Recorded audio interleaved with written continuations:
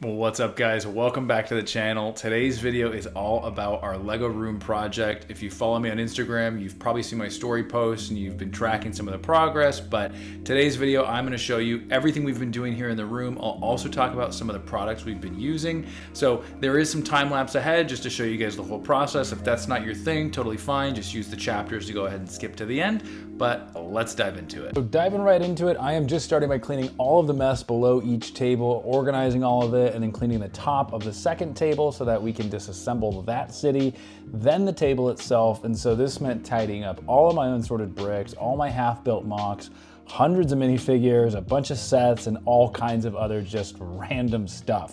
So then I had to go back and tear down a lot of my official modulars so that I can get them ready to sell or go into storage. So once I got through tearing down a bunch of the sets, I had to take apart the ballasted train track. Then I moved all my Lego storage out of the way and moved my build desk in preparation for moving the actual city table itself. Now, because I was eager to get the project going, I decided to just crawl underneath the table myself and move it.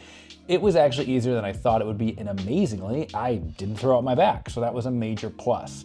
So next I had to load the Mock City table back up with sets from the other table so that I could disassemble it. So once I got that table down and out of the room, I disassembled my build table. And then in place of that, I finally have my first display area in the room, which I am super excited about. Next, it was finally time to set up the new build area. So I chose an L-shaped setup. I bought a 24-inch by 63-inch desk, which is a little wider than my last desk, and then a 16-inch by 32-inch desk.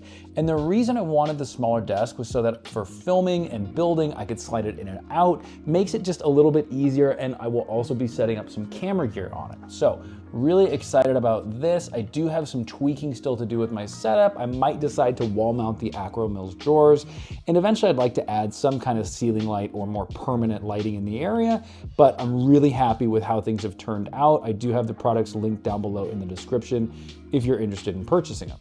So then once I got my storage and build area assembled, I needed to finish a few things within the city itself. First, I needed to remove the remaining sets off the table so we're left with a nice clean slate.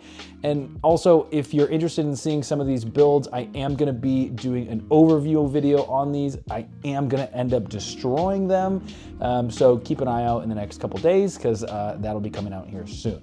So next, I recruited my wife to help me with creating a table skirt for the table so that we can get rid of seeing the ugly eyesore underneath the table with all the storage and all the bins and everything. So first we applied a strip of Velcro to the entire perimeter of the table. Then we applied the second strip of Velcro so that the two strips were now stuck together. After that, we pulled the sticky side up and then attached the table skirt from there. Overall, it was a really easy and pretty painless process. All right, guys, so before we get to the final product, here are some of the before shots from my room tour video from about 2 months ago. You can see both of the tables. You can see a whole mess of stuff underneath both of them. The build area is cramped. The lighting is okay. So now let's take a look at the final product. Here it is, guys. The room is finally done, and I am so happy with how it turned out. It's really nice to have some display space for some of my official sets, as well as some of the mocks that don't get placed in the city.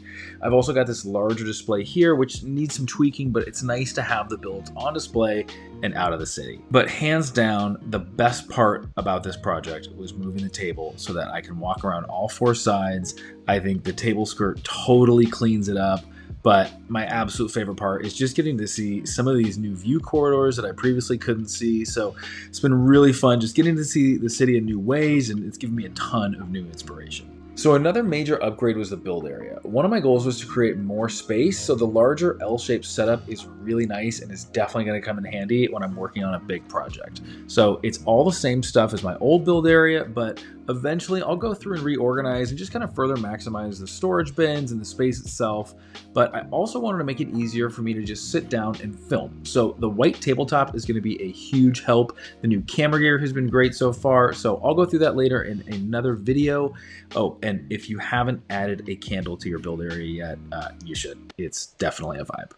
So now that we have the room finished, we can finally get back to some regular city updates. I know I am long overdue, but if you're looking for something to watch, I highly recommend either of these videos.